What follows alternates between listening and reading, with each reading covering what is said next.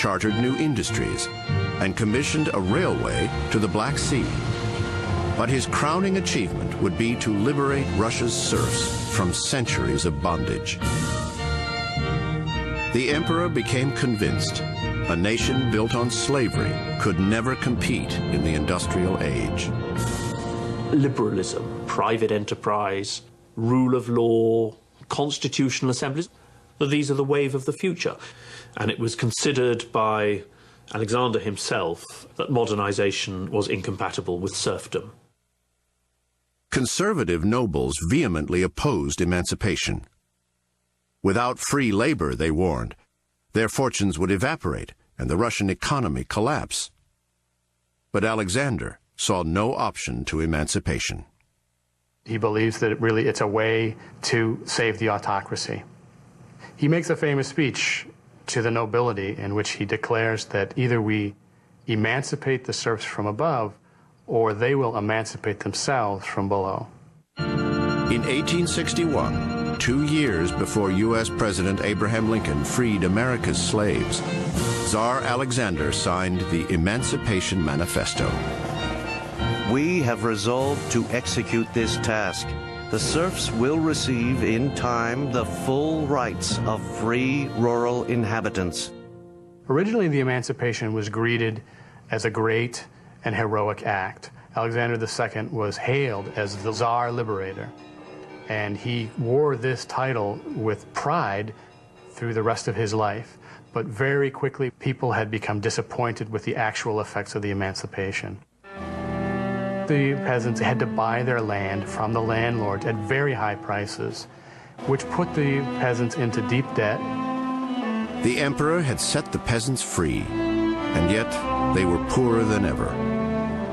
Agricultural production plummeted, and as many had feared, Russia's economy teetered on collapse. The revolutionary underground began to call for radical action. Small but significant sections of Russian-educated society are calling for the overthrow not just of the monarchy, but of private property and of marriage.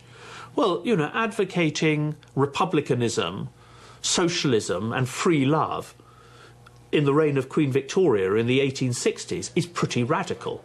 Not at all surprisingly, these people turn against the Tsarist regime. Some called for elections and free land.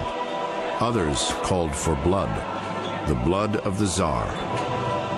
They called themselves Narodnaya Volya, the people's will. The tight-knit terrorist ring was led by a woman, Sofia Perovskaya.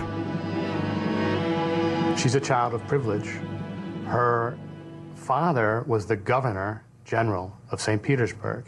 This is one of the most powerful positions in the entire empire. Yet she turns into a revolutionary who's dedicated to killing the Tsar. And in fact, this is one of the paradoxes of Russian history, of course. That is that it's the most privileged stratum in society that is producing the revolutionaries dedicated to overthrowing this regime. We believe in the destruction of the most harmful persons in the government to raise belief in the revolution and build a body accustomed to warfare. Purging society with Tsarist blood, Sophia and her comrades believed, was the only way a new, free land would arise. In 1879, Sophia's death squad launched a campaign to assassinate Russia's leading progressive, Tsar Alexander II.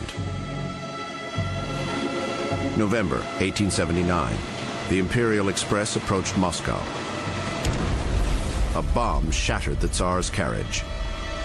Alexander escaped death by traveling ahead on an earlier train. February 1880. As the royal family headed for dinner, the Winter Palace dining room exploded. Dozens of servants and guards were maimed and killed. Despite devoting his reign to reform, the Tsar found himself hunted by assassins. Am I a wild beast that they should hound me to death? Can you imagine someone going into the White House and blowing up, setting off a bomb that kills 13 people? This would have been the psychological effect that this had on the Tsar's family and on really all of society and public opinion. A rumor that Alexander was on the way could clear the streets of bystanders or empty a theater. Yet despite the terror campaign, the emperor still championed reform. He announced plans for a new legislative council. For the first time in Russian history, a Tsar proposed to share his power. Sunday, March 1st, 1881. Tsar Alexander II planned to publish his proposed balance of power with his new legislature on Tuesday morning. In 48 hours, Russia would be on the long road to parliamentary rule. But for the terrorists of the Narodnaya Volya, reform could only start with the death of the Tsar. Sofia Perovskaya and her comrades had staked out the route Alexander took to the palace that Sunday afternoon.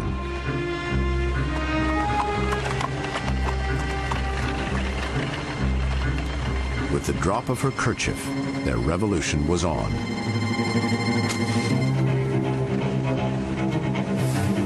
Failure had taught the assassins the Tsar might escape one suicide bomber. Sofia brought 4.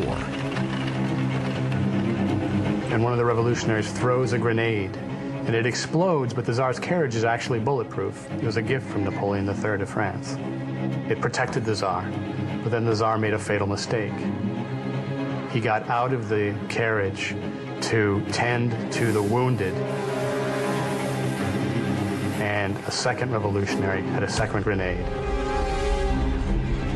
Skull shattered, legs blown off, Emperor Alexander Nikolaevich Romanov asked to go home to the Winter Palace, where the Tsar Liberator bled to death. The revolutionaries believe that a new era has begun, that the people have been liberated. They truly believe this. And it doesn't take very long before they find out that, in fact, the opposite has occurred. Tsarist repression returned with a vengeance. The murdered Tsar's son and heir, Emperor Alexander III, rounded up Sofia and her accomplices and had them hanged. On the site of his father's assassination, the new Tsar raised a masterwork of Russian architecture, the Church of the Savior on Spilled Blood. But the crown jewel of his father's reign, the Tsar Liberator's plans to share power with a legislature, he rejected as folly. Under the despotic new Tsar Alexander, reform was finished.